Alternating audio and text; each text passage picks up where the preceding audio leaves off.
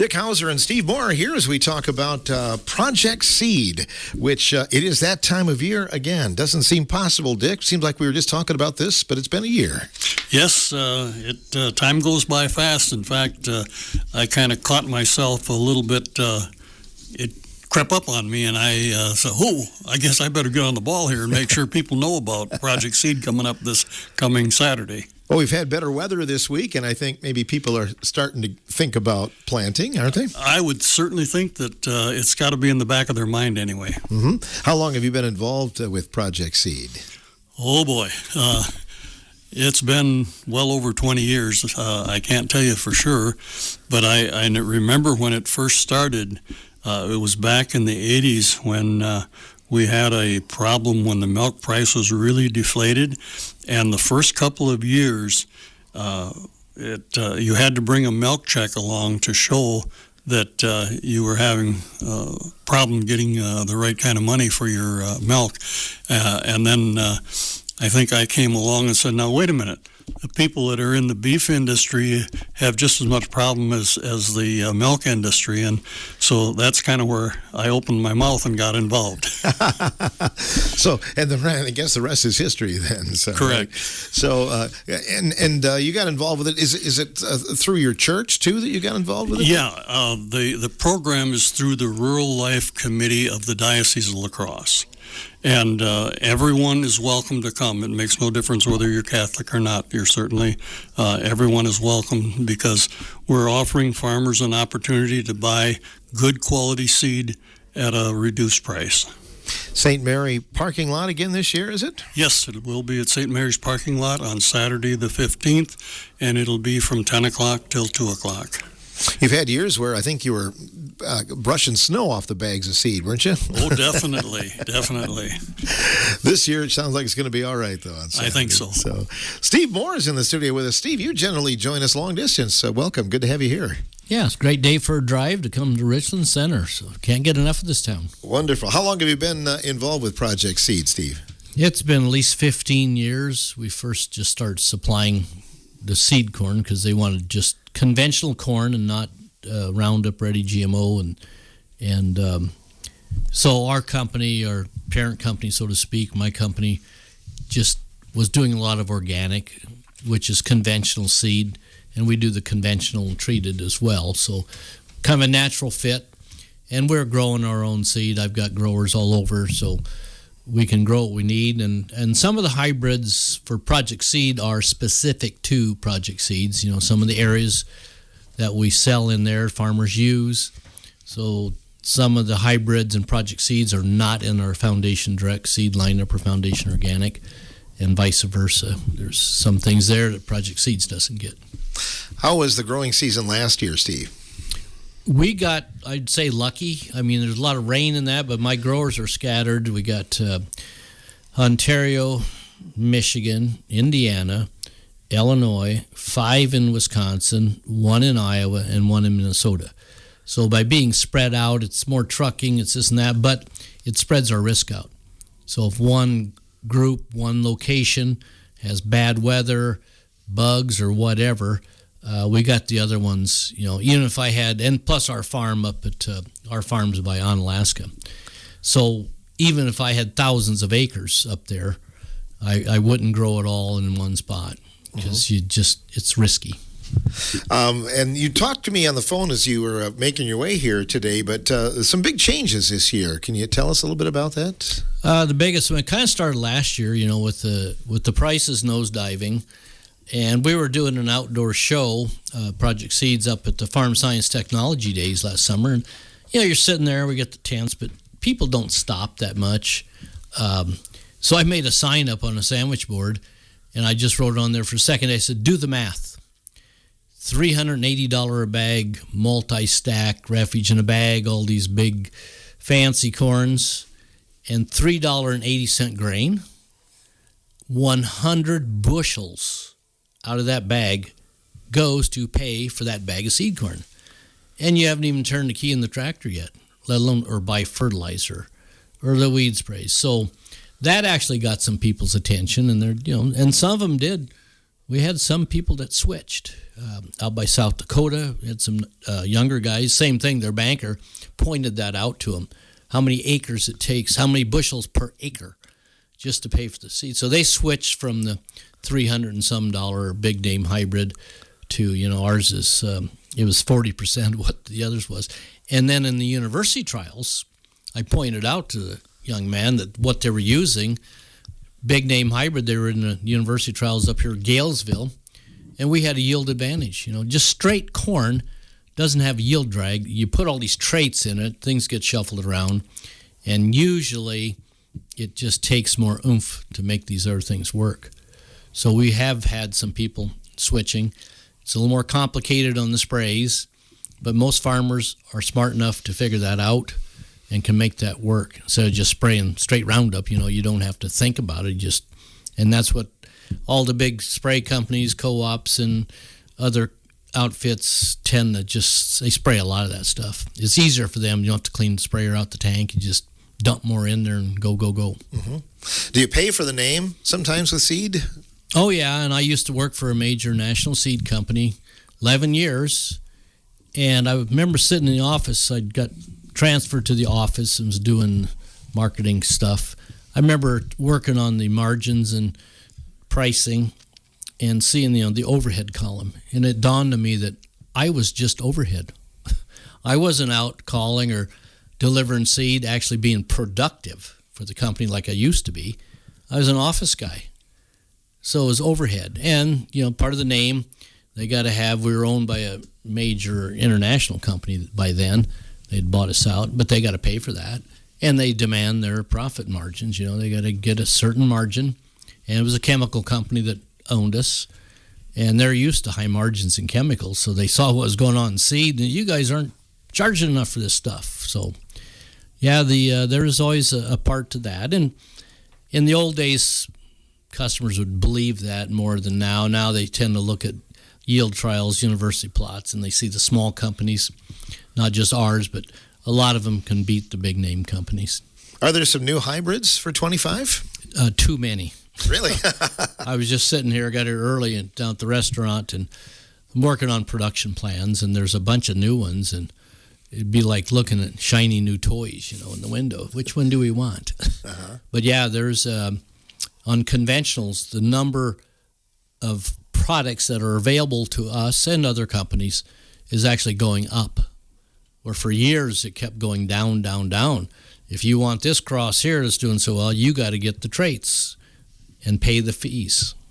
So now, it's there's some good combinations out there. So you'll be here in Richland Center on Saturday, and are you available if people have questions about what they should be planting?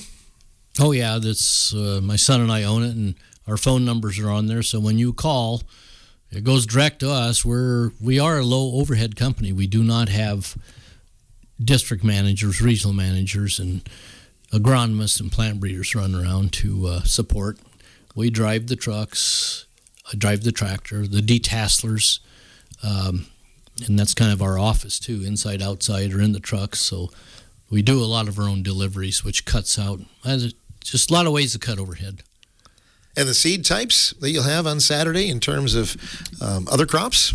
We've got some 98-day, 105-day Roundup Ready ones, mm-hmm. and then a whole spectrum of just straight conventional hybrids. Nothing really on the truck for the organic guys. We have that at the warehouse, but to keep it kind of slimmed down and simple so we can deliver at these sites, you can't bring the whole warehouse there. And we try and bring extras. It's always nice. Most of the guys will pre-order. It's a better price when you do that. That way we know how to load the truck and not overload it and start guessing what we may need this, may need that. I know in our other book, between the two, we get 90 products. So trying to get all these growing for next year and guess what you're going to need and what you don't need, it gets to be a bit of a juggling act. But so far, we found that if you grow extra about everything, you tend not to run out. It's maybe not the best inventory management, but it sure cuts the stress level down. I bet when you drive by some of these fields where you know it was seed that came from you, you have some proud moments in the fall, don't you? Yes, unless they happen to be organic. I know organic. We didn't order a lot of road signs. That's a challenge, doing things organically, trying to keep the weeds out. Mm-hmm. And if you see a weedy field, don't really want my name on it. Dick, as you look at Project Seed this week, some notes that you wanted to pass along to the audience today? Well, just the fact that when we first started out, we did not have anything but conventional seed. And because so many people have gone to using the Roundup Ready, we now have that available in the program. So I want to make sure that people don't revert back to thinking years back when we did not have the Roundup Ready. The other thing that we do quite a bit of here is in alfalfa and grass seeds. Corn is a big thing, of course, but in our hill country, I love to see our fields with grass, alfalfa, and that sort of thing on, because conservation-wise it's better.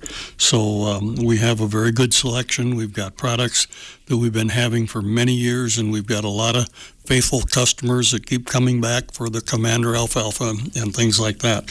But we do have a good selection of alfalfa seeds and also clovers and mixes and grasses. So just want to make sure that everyone understands that we have those all available. This is a project, again, through the diocese. Is it just to benefit farmers? Is there some sort of proceeds or anything like that go? The only proceeds that we have is that we do allocate $2 a bag back to the local church because we're using their facility, and so they'll get a check for several $100s to go toward the school or whatever they want to use it for. This day and age, Steve, with the price of everything, fuel and fertilizer and everything else, people are watching the bottom line, so they want something that's going to work, don't they? Yes, they do, and there's not much bottom line. Right. And being a small company, that actually gives us an advantage. I hate to say it, but when the commodity prices are low, our sales tend to improve. But then farmers really have to pencil things out to have something left over at the end of the year. So on these more simpler products like corn and maybe straight Roundup corn and that, there's more room there for us to cut and be competitive. You start getting up in the $300 to $400 range. 80% of that's going to the genetics, the big ones that own the traits, whether it's a Monsanto or a Corteva or a Dow or a Syngenta. They own the trait. They're the ones who get the big check. It's not so much the royalties that we pay also, but there's no cut. There's no breaks. I could be selling 1 million bags of it and they don't cut you a dime difference on it. But the big ones own the traits, so on these big farms and that, they can get more competitive. And smaller, medium companies like us, there's no room there. But when you come to just straight corn, alfalfa and that, we are more than competitive because we don't have the overhead.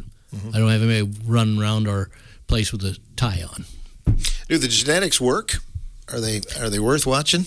Well, if you look in the university trials, just one example this year, we had one, our 102-day corn, clear up at Chippewa, which was on the north end of his zone.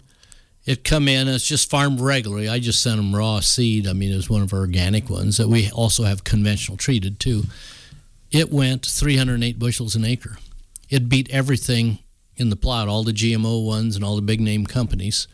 So the genetics are there. Like I said, there's no yield drag because we don't have all this extra, I'll call it baggage, attached to the genetics of the seed, which sometimes will drag it down. Now, in the absence of pest, straight corn has an advantage. Now, if there's root worms, corn borer, and earworms and all that stuff flying around, then these traits, they're designed to protect what's there, never designed to increase the yield. So a lot of farmers have figured that out, or if they do a better rotation, wider variety in their rotation, especially if, like Dick said, if you get some alfalfa in that, it breaks up those cycles, and then you don't need these other things. It breaks the cycle, and corn does better if it's not just grown as a monoculture. Last year, timing is everything. And last year, it kind of depended on when you planted as far as your crop, didn't it? Oh, yeah, the guys that got it in early before the monsoons hit, some of them had the best years, and a lot of the lightning storms and that, it helped. The guys that were later, especially, like I said, our organic guys, they have to wait until that first flush of weeds is up. They're forced to wait, and I had several of them that just waited too long. We got a lot of corn back. I mean, there's some of the guys over 100 bags, never got it planted. It was just mud and more mud. And then, of course, it turned dry, which the weeds, they always seem to do okay. Too wet, too dry, they always seem to grow. So some guys had the worst crop ever. Other ones, record yields like this one at Eau Claire. We had plots at Jackson, Minnesota, and by Rochester, some tremendous yields. But timing, they had tiled ground and stuff, and they could get out there. And then when the rains hit, corn likes rain. It's just have to be in the ground, not in the bag. Yeah, it's amazing how you can go just a few miles sometimes, and this guy got the rain, and this other farmer maybe didn't. It really varies, doesn't it? Yeah, at the Farm Science Technology Days, we were out putting up some road signs for Project Seeds, and then we had a billboard thing along the Highway 29, and I told my sons with me, I says, we get close to this show, it was the day before the show started, you're going to see signs all over, because thousands of farmers driving to a show. I mean, that's a good place to advertise. We got there was no signs up across the road from there, but they had a lot of rain, and stuff just did not look good. So we weren't seeing the signs there, but 15 miles away, where we put our signs up, they'd got stuff in just early enough to where it got off to a good start. Again, how can people contact you, Steve, if they'd like to do that? Well, my cell phone's always with me. You probably heard it go off here a second ago, but it's 608-780-5460, and there's no office hours. We're not 8 to 5. It's whenever I can pick it up, because usually it's somebody we want to talk to. And you'll be loading the truck and making your way to Richland Center this weekend, then? Loading it Friday. We'll have her loaded up, and we should have extra there, so if people come in with questions and maybe they just want a few things, they're welcome to stop by. Plus, the big thing is we'll have donuts and coffee. Oh, there you go. You said the magic words there. Dick, can somebody still pre-order if they'd like to get some on the truck? Oh, yes. We'd very much like to have them pre-order if they know right now what they have in mind. And I can also give them my phone number. That's 608-585-4808. And we'll be happy to work with them and get the orders put together if they don't happen to catch Steve. Because there are times when he's out in that truck that you're not going to catch him right away. And so feel free to use my number as well. And evening calls. Yep. The other thing is if they call and just say, I'm not sure what I want, but might need, 15 bags of corn. We'll give them the early order discount, which goes up until sale day. And then they get there, we can sort out which hybrids might work best for their locations. Kind of hard to do just on the phone, but they could still lock in their better price, and then we can sort out which hybrids for which fields or whatever they got going on in their farm. Gentlemen, good luck with the project this weekend. Thank you very much, Phil, for having Thanks, us Phil. on. You bet. Dick Hauser joining us along with Steve Moore from Project Seed. Again, that's coming up this weekend at St. Mary's Church. Again, the times, Dick. The times will be on Saturday morning from 10 o'clock until 2 o'clock in the afternoon.